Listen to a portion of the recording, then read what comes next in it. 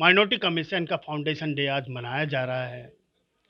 दिल्ली में रहने वाले अल्पसंख्यक समुदाय को जो जो प्रॉब्लम इन दिनों फेस आ रही है, उसको सॉल्व करने के लिए माइनॉरिटी कमीशन क्या क्या कदम उठा रहने जा रहा है, जानते हैं। माइनॉरिटी कमीशन यहाँ पे हमारे हमारे साथ हैं दिल्ली से आभार सरकार के व्यक्त मंत्री करता हूँ, इमरान धन्यवाद हुसैन जी। करता हूँ आज कि आप माइनॉरिटी लोग अपने कमीशन का कीमती समय फाउंडेशन डे निकाल के है, आए। क्या पैगाम देना चाहते हैं आप माइनॉरिटी देखिए, कमीशन सबसे को? पहले तो मैं सभी लोगों को माइनॉरिटी कमीशन के फाउंडेशन डे की मुबारकबाद देता हूं और जाकिर साहब और इनकी पूरी टीम जो दिल्ली के अंदर काम कर रही है। अभी यहाँ बात हुई, मेरा पैगाम यही है, जो माइनॉरिटी के प्रोग्राम है गवर्नमेंट के, वो घर घर तक, जन जन तक पहुँचेंगे इनके थ्रू और पहुँचेंगे। और दूसरा पैगाम ये है, जो इसके रूल्स नोटिफाई हुए हैं और जो इनकी पावर्स है और जो, तो वो मैंने इनसे कहा और मेरा ये मानना भी है कि वो घर घर तक लोगों को पता हो कि माइनॉरिटी कमीशन क्या काम कर सकता है और पूरी दिल्ली के लोग क्या, पूरे इंडिया के लोग इससे जुड़े और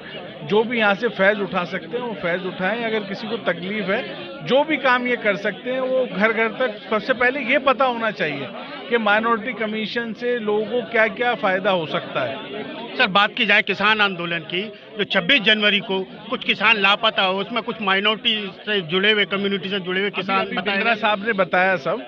आज माइनॉरिटी कमीशन का फाउंडेशन डे है, तो हम सब लोग वो सेलिब्रेट करने के लिए यहाँ आए हैं। दिल्ली माइनॉरिटी कमीशन अपना फाउंडेशन डे मना रहा है। यहाँ पर जिन लोगों को तमाम तरीके की परेशानियां होती हैं, उन्हें सॉल्व करने के लिए वकील भी मुहैया कराए जाते हैं। ऐसी यंग वकील हमारे साथ हैं शालिनी जी। जानते हैं दिल्ली माइनॉरिटी कमीशन से वो किस तरीके से अल्पसंख्यक समुदाय के मामलात को सुलझाती हैं। जी शालिनी जी। जैसे हमारे यहाँ पे रोज़ केसेस आते हैं, कोई भी जैसे सेक्सुअल असॉल्ट का केस है या हरासमेंट है, या किसी को परेशानी हो रही है, घर के मामले, प्रॉपर्टीज़, ऐसे कोई तंग हो रहा है, ऐसे सिख हैं, क्रिश्चियंस हैं, कोई भी हैं, तो वो बाकायदा हमारे पास आते हैं। हमारे पास साइकोलॉजिस्ट भी हैं और वो ऐसे उनको कंसल्ट करते हैं, उनसे बातें करते हैं। कई बार ऐसे क्या होता है कि हम परेशान होते हैं बहुत ज़्यादा, उन सब चीज़ों की वजह से हमें मानसिक तनाव काफ़ी ज़्यादा हो जाती है। तो मतलब हम पूरी कोशिश कर रहे हैं कि हम उनके प्रॉब्लम्स को समझें और उनको उनके लिए इनिशिएटिव लें।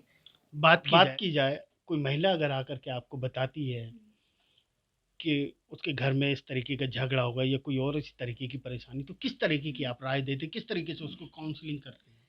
मतलब हर सिचुएशन की डिफरेंट टाइप ऑफ काउंसलिंग होती है, अलग अलग थेरेपी होती है। अगर उनको अपना अपना फ्रस्ट्रेशन और गुस्सा मेडिटेशन से, आर्ट थेरेपी से, डांस थेरेपी से, म्यूज़िक थेरेपी से, अलग अलग फॉर्म्स ऑफ थेरेपी से निकालना है। बिकॉज हम यहाँ पर as a clinical setting therapy follow up नहीं कर सकते। जैसे एक बार अगर एक केस आएगा, उनकी वो चॉइस है कि उनको फॉलो अप करना है वापस आकर कि नहीं।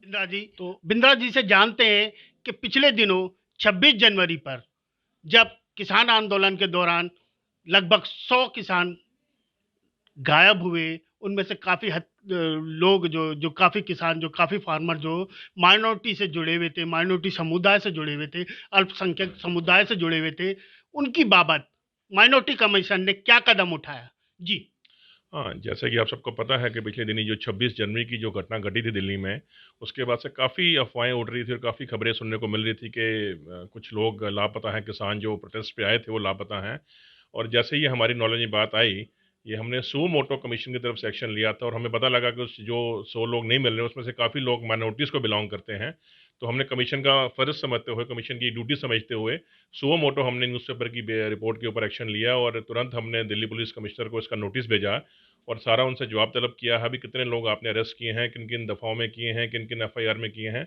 सो जहाँ जहाँ भी माइनॉरिटीज़ को जहाँ भी कोई दिक्कत तकलीफ या कुछ भी प्रॉब्लम आती है, तो कमीशन की जो ड्यूटीज़ हैं, जो कमीशन को जो दायित्व मिले हैं, कमीशन को जो रिस्पॉन्सिबिलिटीज़ मिले हैं, कमीशन वो पूरी तरह से खड़ा होकर परफॉर्म करता है। और आगे भी मैं आप सबको ये यकीन दिलाता हूँ कि जितनी भी माइनॉरिटीज़ हैं, उनको कोई भी तकलीफ, कोई भी प्रॉब्लम, कोई भी उनके राइट्स जहाँ बनते राइट्स नहीं मिल रहे हैं, वो कमीशन को अप्रोच करें और सारी जो है उनके राइट्स और जो भी उनके मिलते हैं बनते हक का कमीशन दिलवाने की पूरी कोशिश करेगा। माइनॉरिटी कमीशन दिल्ली में रहने वाले माइनॉरिटी समुदाय की किस तरीके से मदद कर रहा है? जी।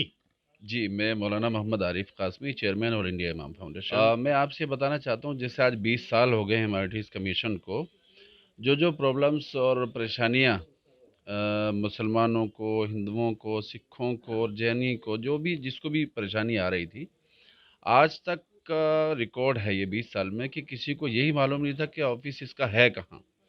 लेकिन जब से अरविंद केजरीवाल साहब की हुकूमत इस दिल्ली में आई है, उस वक्त से ही माइनॉरिटीज़ के लिए, चाहे वो कमीशन के ताल्लुक से हो, चाहे वो बग़ैर कमीशन के ताल्लुक से हो, बहुत सारी आवाज़ें ऐसी उठी हैं कौम से कि दिल्ली सरकार ने आज तक माइनॉरिटीज़ की तरफ नहीं देखा है। जैसा कि आप पिछली दफ़े देख चुके होंगे कि कहीं फ्लाईओवर्स नहीं है, कहीं मेट्रो नहीं है। मेट्रो अगर कहीं जा रही थी मुसलमानों के एरिए में तो उसको काट दिया गया था।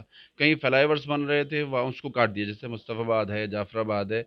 जा रही है सीधी मेट्रो, लेकिन वहाँ उसको कट करके सीधी तरफ दूसरी तरफ निकाल दिया, गोकलपुरी की तरफ से निकाल दिया। लेकिन जब से अरविंद केजरीवाल की हुकूमत आई है, जहाँ जहाँ फ्लाईओवर्स, मेट्रोज़ या नाले या इस तरह की जो भी चीज़ें थी, आज भी खुले हैं नाले, वहाँ पर काम शुरू हो चुका है। सीवर लाइन्स नहीं थे, जैसे आप मुस्तफ़ाबाद चले जाइए, जाफ़राबाद में चले जाइए, ओखला में चले जाइए, कहीं कोई ज़ीरो बराबर भी काम नहीं हुआ था। लेकिन जब से अरविंद केजरीवाल की सरकार आई है, उन्होंने कतई तौर पर तफरीक जो डाली जाती थी दिल्ली सरकार की तरफ से, उसको कतई ख़त्म कर दिया। और इस बार माइनॉरिटीज़ कमीशन के चेयरमैन को ऐसे आदमी को बनाया है जो ज़मीन से जुड़ा हुआ है, ज़ाकिर ख़ान। पिछली बार वो ऐसे ही इलाके से बिलोंग करते हैं, वो काउंसलर भी रहे हैं। और उन्होंने जो इस बार सरकार बनी है, माइनॉरिटीज़ को जो उन्होंने जोड़ा है, एक तरह से तमाम के सरों को जोड़ा है, तमाम कम्युनिटीज़ को जोड़ा है। और आज भी जब से ये मेरे ख़्याल में चौथा या पाँचवां महीना है जब से ये कमीशन के चेयरमैन बने हैं, उस वक्त से लेकर के आज तक जितनी भी कम्युनिटीज़ हैं इस दिल्ली में, तमाम के तमाम यहाँ आते हैं, अपने सवालात रखते हैं, अपनी एप्लीकेशंस देते हैं। और फ़ौरी तौर पर, मैं चूँकि अक्सर उनके साथ रहता हूँ, फ़ौरी तौर पर वो एसडीएम हो, डीएम हो, एडीएम हो या एसएचओज़ हों, एसीपी, डीसीपी कोई भी हो, फ़ौरी तौर पर ये फ़ोन करते हैं, वहाँ लेटर भी डालते हैं।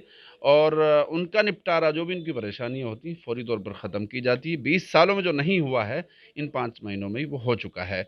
और अभी इन्होंने जो इरादा किया है ज़ाकिर ख़ान साहब ने, कि हम घर-घर जा कर के बताएँगे कि आपकी परेशानी ये और ये और ये फ़लाँ-फ़लाँ महकमे में जा कर के ख़त्म की जा सकती हैं। आपको अगर कोई इस तरह की परेशानी आ रही है कि आपके बच्चों को पढ़ाने का मसला है या आप कहीं मुकद्दमात में फँसे हुए हैं, बिला वजह आपको फँसा दिया गया, उसमें से आप कैसे निकल सकते हैं, वो घर-घर जा कर के इस तरह की बातों को फैलाएँगे। जो एडवाइज़री बोर्ड के मेंबर्स बनेंगे, वो घर-घर जा कर के इस बातों को समझाएँगे।